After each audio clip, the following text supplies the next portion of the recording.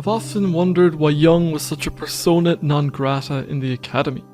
I assumed it was because of his mystical leanings, but what I never realised is how commonly Jung was, and still is, considered to be an anti-Semite. The charge of anti-Semitism is one that has been levelled at Jung since Freud published On the History of the Psychoanalytic Movement in 1914. While it may not have held much currency then, Jung's entanglements with Germany in the years leading up to the Second World War have left a thick cloud of doubt over this question. On the one hand, we have the testimony of Jung's many friends and confidants who are Jewish, and who unanimously attest that Jung was the furthest thing from anti-Semitic. On the contrary, the recurring theme is that Jung connected them to their Jewish roots at a depth they had never previously known, and in his own work became obsessed with the Jewish mystical school of Kabbalah in his later years. As Jung put it in a 1949 interview, "It must be clear to anyone who has read any of my books that I have never been a Nazi sympathizer, and I never have been anti-Semitic, and no amount of misquotation, mistranslation, or rearrangement of what I have written can alter the record of my true point of view." Over against this, we have the actions and words of Jung in the interwar period, which have left the doubt heavy in the minds of many. One writer, George Hodgkinson, typifies this point of view in his 1983 book, Jung's Struggle with Freud, where he writes that it would require extraordinary and singularly disingenuous feats of interpretation to make Jung's pronouncements into anything other than anti-Semitic pronouncements. This is a pretty typical either-or, in-group and out-group distinction that faces us. This simple distinction is compounded by a couple of details. First, Jung commented to Rabbi Beck, the international leader of Reform Judaism at the time, when he met him in 1946, that he had slipped up. And according to Kirsch in his article Jung and His Relationship to Judaism, Jung privately apologized to his Jewish patients and friends, including Kirsch's father. So the case, it seems, is not a simple tale of misunderstanding. There's a story here, and that is what we're going to excavate in this video. First, we'll look at the pronouncements which Hodgkinson says would require extraordinary feats of interpretation to make anything but anti-Semitic, and then we'll look at why Jung felt the need to apologize. The centre of the Jung anti-Semitism storm comes down to his involvement in the 1930s with the International General Medical Society and its journal, the Existential. Jung's entanglements with this society, firstly as president, then with the first publication of the society's journal, and finally with an article by Jung published in the journal in 1934, are the basis and substance of the allegations of anti-Semitism against Jung. Let's list out these accusations now, and we can work our way through them in the video. Some questions and accusations we must examine are as follows. Why did Jung become president of a German society that would have to conform to Nazi belief, of which Göring's cousin was the German head? Why was Jung's name signed to an article mandating that every practicing psychotherapist take Hitler's Mein Kampf as a basic reference? Did Jung claim that Freud's school of psychoanalysis was Jewish science? Why did Jung say that Jewish people were completely different to Aryans, are weak like women, parasitical, have a lower psychological potential than Aryans?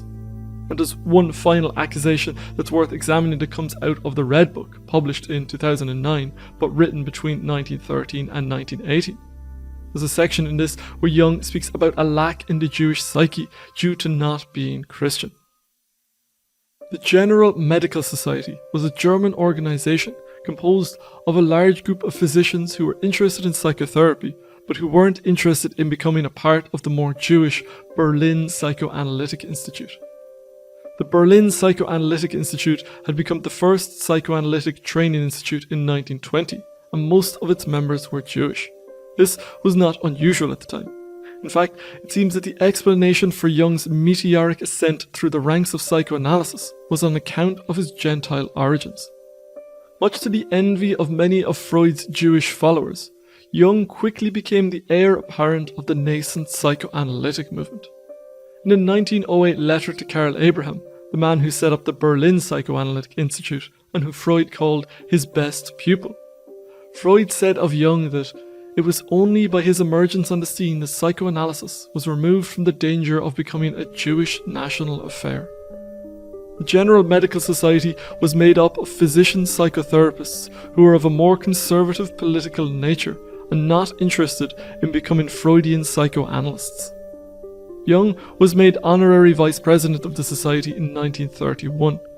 When the Nazis came to power 2 years later, the Berlin Psychoanalytic Institute was crippled, and the president of the General Medical Society resigned amid the need to conform the society to Nazi dogma. After this resignation, Jung was asked to become president, which he accepted. The optics of this development are obviously not very good. To the cynical, this was seen as an opportunity by Jung to see his school of psychoanalysis prevail at last over Freud's. With the effective shuttering of the Jewish Berlin Psychoanalytic Institute, Jung's would be the only show left in town. The optics don't get better when one learns that the infamous Reichsmarshal Hermann Göring's cousin, Professor Matthias Göring, was to become the leader of the German wing of this society. But on the flip side, the charitable interpretation notes that Jung only agreed to become president of the General Medical Society under certain conditions. The first being that the society would become international, so that it wasn't simply a German affair, but each nation would have their own group.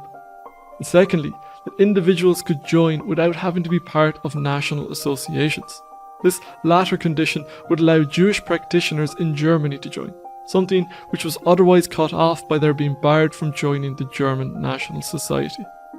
So on this first accusation, we can either see Jung as an opportunist looking for a psychoanalytical model to triumph, or as a pragmatist willing to risk reputational risk through entanglement with the Nazis, if it allowed him to do some good for the Jewish practitioners who would otherwise have been banned from practice in Germany. All of which brings us to the second accusation, that Jung promoted Mein Kampf as required reading for psychotherapists.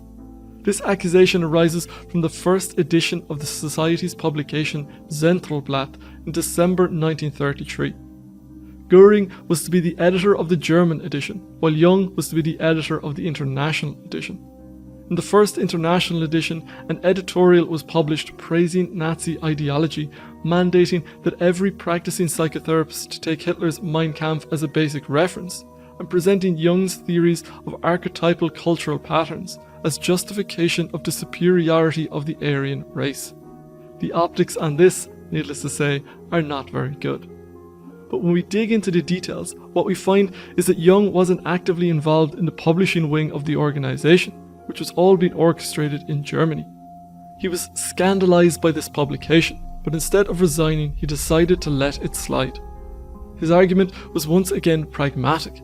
By letting this smear against his name stand, he could do more good for the Jewish psychoanalysts in Germany than he could by attacking the editorial or resigning his post.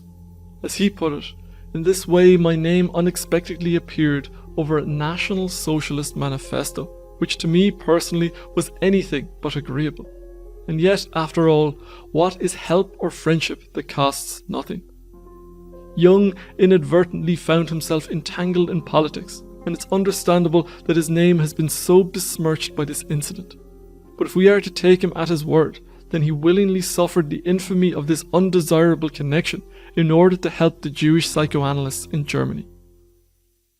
And that brings us to Jung's article, The State of Psychotherapy Today, which was published a couple of months later in the Zentralblatt.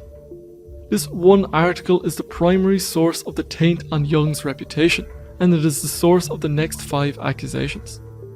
It's important to note that Jung himself expressed regret for this article. He later wrote to his friend and his dentist, Dr. Sigmund Hurwitz, who later became a Jungian analyst, that "I have written in my long life many books, and I have also written nonsense. Unfortunately, that article was nonsense." But this post-nut clarity did not immediately dawn on Jung. When this article was attacked in the Swiss media in 1934, Jung replied with a vigorous defence, saying that these views were not simply signs of his hopping on the bandwagon. In this reply titled Rejoinder to Dr. Bally, Jung insisted that this was a deeply considered view which he had spoken about in 1918 and 1927. And so, in the case of this article, we can't simply dismiss it as a case of manipulation by dubious parties. These are Jung's own words, and his position on it is ambiguous.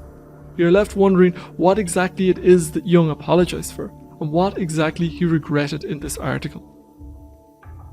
Let's look at the first accusation emerging from this article, the claim that Freud's psychoanalytical school is Jewish science.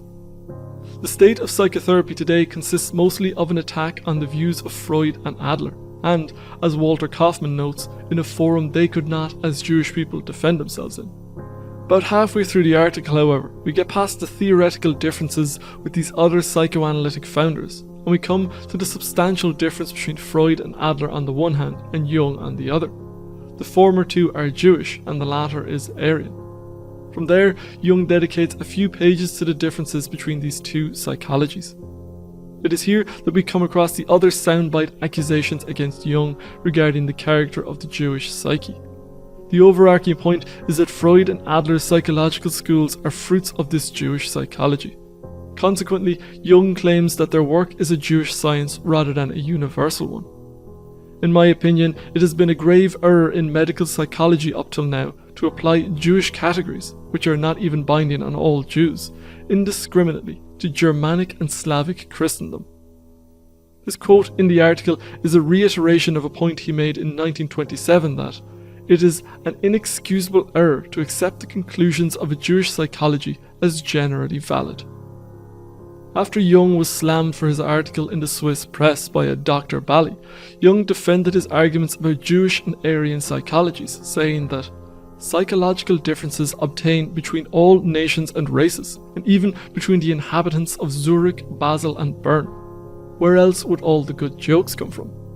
There are in fact differences between families and between individuals. That is why I attack every level in psychology when it raises a claim to universal validity, as for instance the Freudian and the Adlerian. All branches of mankind unite in one stem, yes, but what is a stem without separate branches?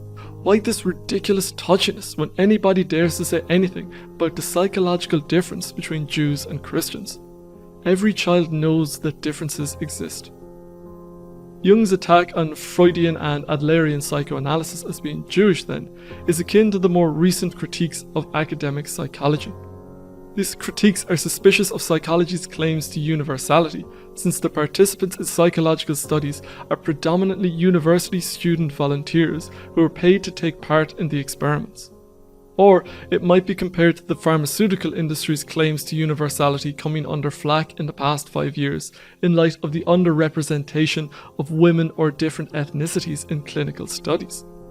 Jung's claim then can be read as being that the psychoanalysis of Freud and Adler, which has been promoted as a universal science, ignored the differences between cultures and peoples, and thus was most valid for Central European Jewish people, who at that time were its main practitioners as well as its main subjects of study. This at least is the charitable reading, but it is reinforced by his editorial in the December 1933 edition of the Zentralblatt, the same edition where Goering included the Nazi propaganda under Jung's name, where Jung wrote that the differences which actually do exist between Germanic and Jewish psychology, and which have long been known to every intelligent person, are no longer to be glossed over. And this can only be beneficial to science. In psychology, more than in any other science, there is a personal equation, disregard of which falsifies the practical and theoretical findings. At the same time, I should like to state expressly that this implies no depreciation of Semitic psychology, any more than it is a depreciation of the Chinese to speak of the peculiar psychology of the Oriental. Now it is time to turn our attention to the specific insults Jung hurls at Jewish people in this article.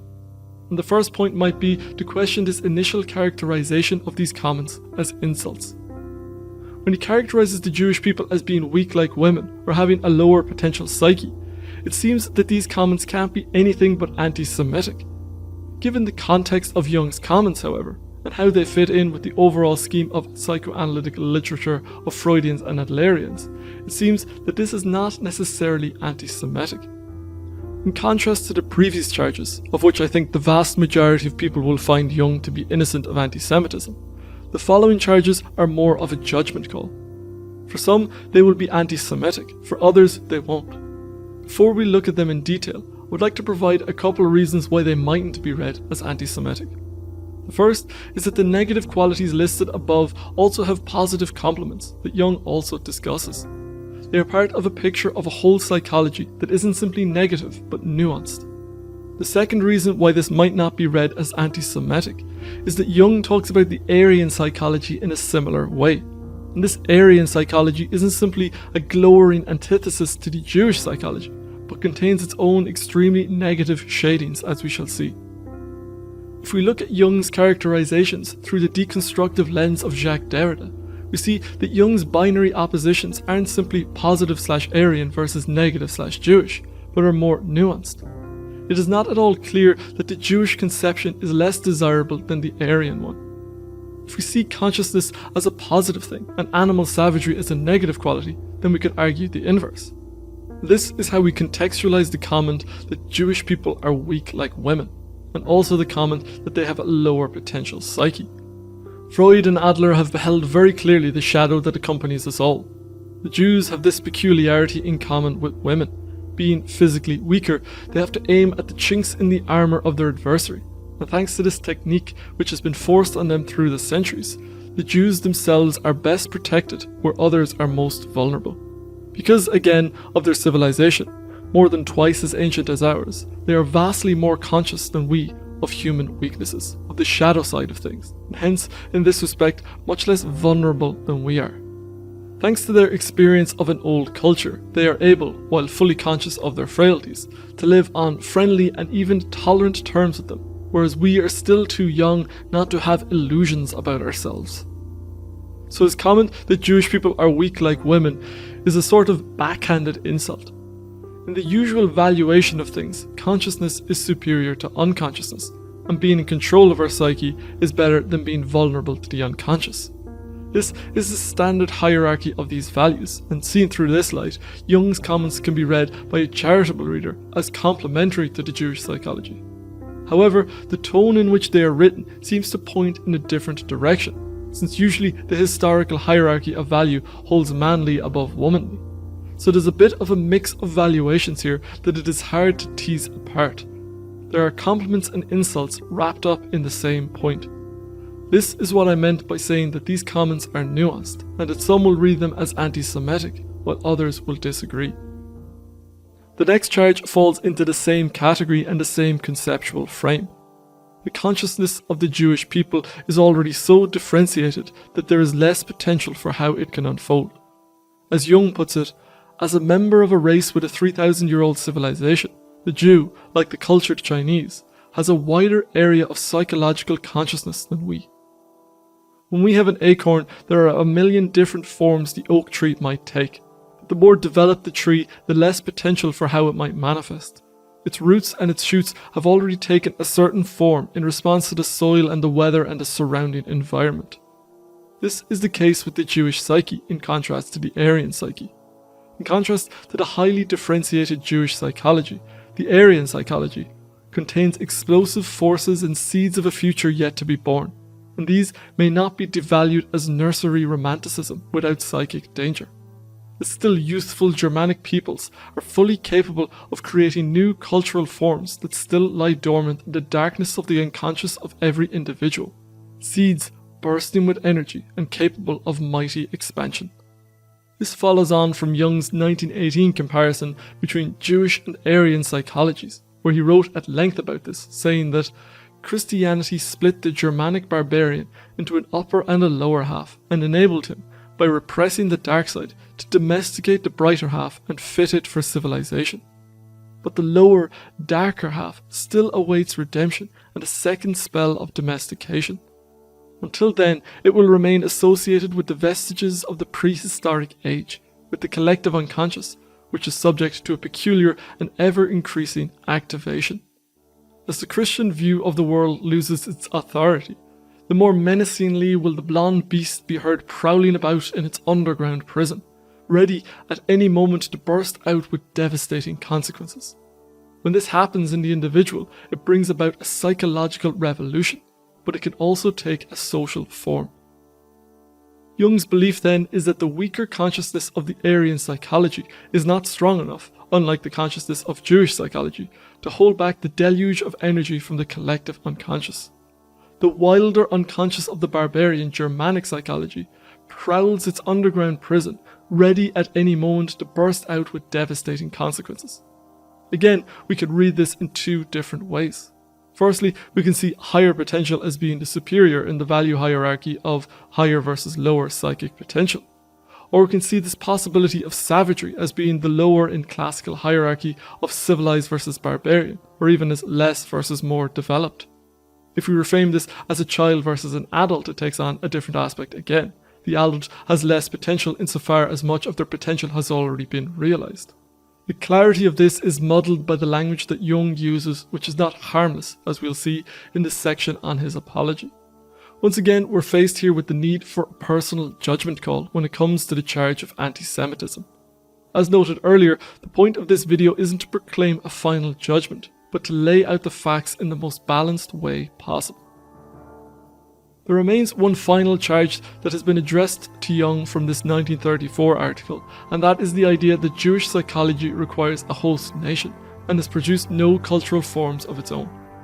In this article, Jung writes that the Jew, who is something of a nomad, has never yet created a cultural form of his own, and as far as we can see, never will, since all his instincts and talents require a more or less civilized nation to act as a host for their development.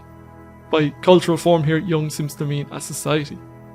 In their letters to Jung, his close friends and associates Kirsch and Neumann, writing from Palestine in the 1930s in what would later become the Jewish state of Israel, disputed this belief of Jung's. They claim that while his comments may be true of Jewish exiles, it does not speak to the Jewish people who are setting down roots in the ancient homeland. Jung wasn't immediately convinced, and he wrote to Neumann saying, "Even Moses Maimonides preferred Cairo, though he could live in Jerusalem. Can it be that every Jew is so very used to being not a Jew that he needs the Palestinian soil in concreto in order to be reminded of being Jewish?" In time, Jung writes to Kirsch saying that he is open to the possibility that Palestine may change his mind about this part of Jewish psychology. This comment has been received by many as Jung calling Jewish people parasites, requiring a host nation to sustain them. They cannot form their own independent society. This is a bizarre claim and one that has surely been disproven by the history of Israel. That is everything we can say about this 1934 article, which is the basis of Jung's lasting reputation as an anti-Semite, but it is not the only source.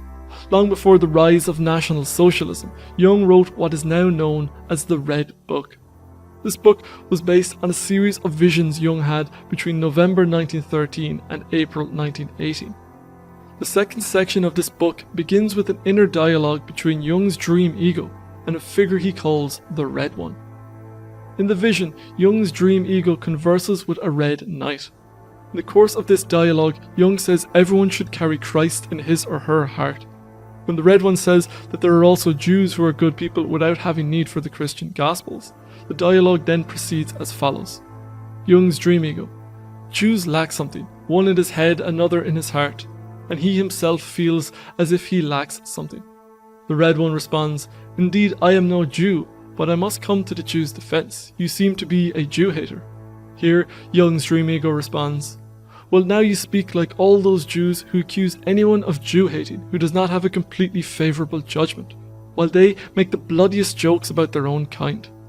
Since the Jews only too clearly feel that particular lack and yet do not want to admit it, they are extremely sensitive to criticism. Do you believe that Christianity left no mark on the souls of men? And do you believe that one who has not experienced this most intimately can still partake of its fruit?" There's not much that can be offered by way of defense of this comment. To my eyes, this is anti-Semitic true, and not just anti-Semitic. Jung's frame assumes that Christian cultures are superior to all other world cultures, unless perhaps we exclude Islam, which has not only Jesus but also Muhammad, so perhaps a similar claim could be made there. And it seems to be a view that the later Jung might disagree with, given his later fascination with the Jewish mystical school of Kabbalah. Once again, there's no black and white answer to this question, and each must evaluate for themselves. Having looked at the critical and charitable interpretations of Jung's words, we still have to square the charitable interpretation of Jung's apologists with the matter of Jung's apology. In the rejoinder to Dr. Bally, written shortly after the 1934 article, he defended his position on Jewish psychology as one he had held publicly since 1918. Why then apologise later and call the article nonsense? If he was a big help to the anti-Nazi war movement and to numerous Jewish people in the Second World War, then why would he later say he slipped up? In the meeting with Rabbi Beck where he made this confession, Jung said it was his Nazi sympathies that were at the root of his apology.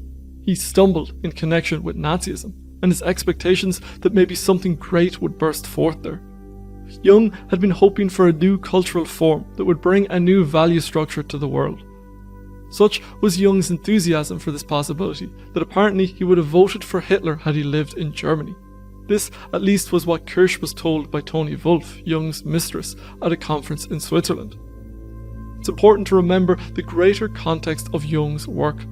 Following on from Nietzsche, he was well aware of the meaning crisis of nihilism and the need for a new tablet of values to emerge.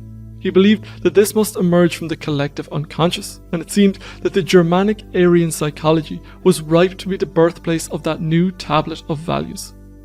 The Jewish psyche couldn't be the womb of it, since it was already too civilized and too conscious. Jung's apology, then, isn't about bias against the Jewish psyche, so much as it is a bias towards the Aryan psyche, and the excitement that something monolithic and revitalizing might be born from this primal underground prison. This might explain the confusing valuations in Jung's 1934 article. His fascination with the collective unconscious led him to value the potential of the wild Aryan unconscious above the civilized Jewish consciousness. When the reality of Nazi Germany dawned on him, Jung sobered up and repented of his enthusiasm. From this then, we see that Jung's apology stemmed not from a dislike of Jewish psyche, but for an enthusiasm and hope for the Aryan psyche. He was apologizing for the naivety which left him hopeful rather than terrified by the energy in Germany. His apology then is not about anti-Semitism, but about Nazi sympathizing. Throughout this time, he was friendly and supportive of Jewish people, hence the comments of his friends and clients. And when the Nazis began to turn more publicly on Jewish people, Jung used it as a means to help as many as he could. But this wasn't the only way he helped. Many years after the war, it emerged that Jung was working as a spy for the precursor to the CIA, the Office of Strategic Services. Jung wrote psychological analyses of Nazi leaders which were read by Eisenhower. The CIA's first civil director, Alan W. Dulles, who was Jung's handler during the war, commented that nobody will probably ever know how much Professor Jung contributed to the Allied cause during the war. All of this, combined with Jung's fascination in later years with the Jewish mystical philosophy Kabbalah and the number of Jewish friends and clients in his immediate circle, must lead us to believe that ultimately Jung was far from a hater of Jewish people or Jewish culture. He may have had some questionable views through the years and said some questionable things, but it would be a stretch to lump him in with the anti-Semitism of the Nazis or other anti-Semitic individuals and groups then or now. If we compare these accusations of anti-Semitism towards Jung and those towards Heidegger, with his lifelong belief in a conspiracy of the world Jewry, a very stark contrast emerges. Not all will find Jung innocent, but all will be forced to admit that it is a nuanced case, and this is not the simple story of a man who hated Jewish people. This episode is part of a series on Jung's personal shadow. If you want to watch the rest of the series, you can check out this playlist. Or if you want to learn why Jung thought American psychology was more herd-like than individualist, you can check out this video. For now, that's everything for this episode. I'd like to thank David Pilabosian, Sasha Canton, Thomas, and all the other patrons for their support of the channel. I shall see you next time. Thank you for watching.